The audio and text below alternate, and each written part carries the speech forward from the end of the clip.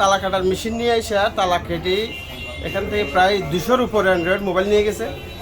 এখানে এসে দেখতে পেলাম উবাইদুর দোকানের তালা কিন্তু একদম খোলা, তার মালামাল সবগুলো নিয়ে গেছে। আমাদের কিছু এখানে পার্সোনাল ইয়ে আছে, ওই প্রতিদ্বন্দ্বী আছে, দুশ্মনীমূলক হতে পারে, এটা এরকম আমি আশঙ্কা করতেছি। এখানে চোরেরা খুবই সক্রিয় হয়ে গেছে। আসলে চোরের যে সক্রিয়তা এগুলো একটু খতিয়ে দেখার জন্য প্রশাসনের নিকট অনুরোধ জানাচ্ছি। আর প্রায় এখানে যে প্রায় 200 থেকে 250 অ্যান্ড্রয়েড মোবাইল, যার মূল্য 40 লক্ষ টাকার মতো হতে পারে। আর আমরা নিরাপত্তাহীনতায় ভুগতেছি।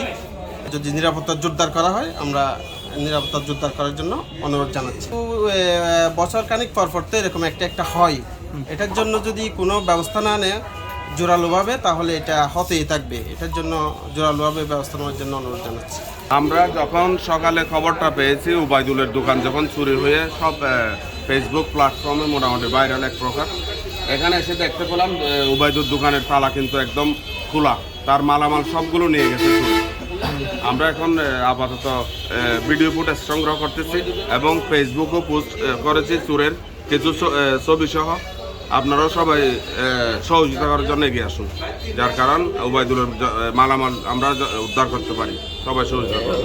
ভিডিও ফুটেজে দেখেছি ওখানে অলরেডি 6 জন ওখানে চোর দেখা যাচ্ছে। কারো হাতে ব্যাগ এবং কারো হাতে ওই তালা কাটার অস্ত্র, সেগুলো মালামাল নিয়ে তারা এই সামনের সিঁড়ি দিয়ে ঢুকতেছে। ঘটনা ঘটেছে ওই 7টার দিকে। তখন এখানে পাহারাদার থাকার কথা, 3জন পাহারাদার আছে আমাদের মার্কেটে। 3জন পাহারাদার ওদের এখানে থাকার কথা, কিন্তু ওরা একজনকেও 7টার সময় দেখে নেই ক্যামেরাতে। বলছি যে আমি যখন দোকান করতে আসছি তখনই জানতে পারছি। 10টার সময়, এর আগে আমি জানতে পারি নাই। কিরকম দেখছেন মানে এসে? এখানে সব এলোমেলো আমার দোকান করে, এখানে ওই সব লোককে নিয়ে গেছে। মানে কালকে আমি সম্পূর্ণ লক করে বাড়িতে গেছিলাম। এখন সকালে 10টা বাজে দোকান করতে এসে দেখি আমার তালা কাটা। এখন ক্যামেরা ফুটেজ দেখে বুঝতে পারছি এটা এই আনুমানিক 7টার সময় তালা কেটে আমার দোকানে মালামাল সবগুলো লুটে নিয়ে গেছে চোর চক্র। ওপো, রিয়েলমি, রেডমি সব ব্র্যান্ডের মিলে প্রায় 200-র উপরে মোবাইল ছিল, 4200-র মতো মোবাইল ছিল। আমি জ্ঞাতানাকে অবগত করছি, জ্ঞাতানাকে 3জন এসে দেখে গেছে।